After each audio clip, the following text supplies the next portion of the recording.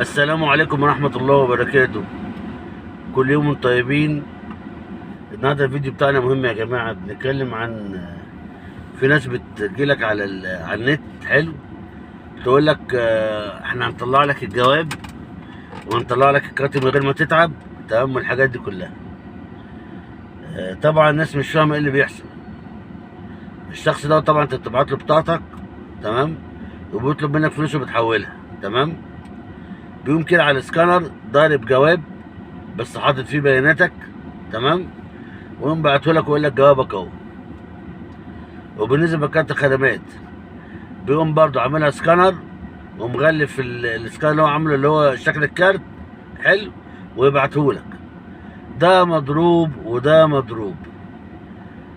ناخد بالنا بس الله يكرمكم، عشان دلوقتي طبعا عايز اقول لكم حاجه. اولا حاسس ان شاء الله الدنيا اللي جاي بامر اللي هيبقى فيه خير ان شاء الله، بس هي قصه مراجعات.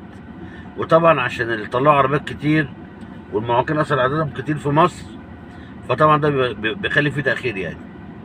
فرحمه باولادكم وفلوسكم، اي شخص يجي يقول لك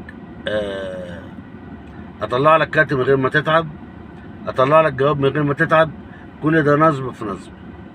انا والله حصل بقول مع زبونه، الزبونه ده كان جوزها حاجز عندي، تمام، دخلنا مره واتنين، المهم يعني الحال ما نفعش معاه فسقط نهائي. ففوجئت العميله جايه بعد فتره بتقول لي مش انا طلعت الجواب؟ بقول لها طلعتيه ازاي يعني؟ قالت لي والله في واحد طلعهولي وبعت لي صوره الجواب. طبعا الحمد لله انا بقالي 25 سنه، فعارف اللعب فين وعارف الضرر فين والصالح فين يعني. قلت لها طيب سيبك منه. هي بتقول لي ودي عند المجالس، قاعد عند القهوه مستنيه على القهوه يعني. قلت لها سيبك منه وخش المجالس بنفسك، اسحبي جوابك من جوه. دخلت جوه، الموظف قال لها جوزك ساقط نهائي. طبعا طلع فرجت عليه امة لا اله الا الله. فانا احترس، ها. وانا برضه زي ما قلت كده وبقول كل مره، انا باجي اعمل دعايه لمكتبي او لطبيعه شغلي كحجوزات، ببعت الكارت، ببعت فيديو من القناه بتاعتي، ببعت الكلمتين الخلاصه بتوع مفاد او وضع الحجز عندي ايه ووضعه والدنيا فيها ايه. ماشي، خدوا بالكم.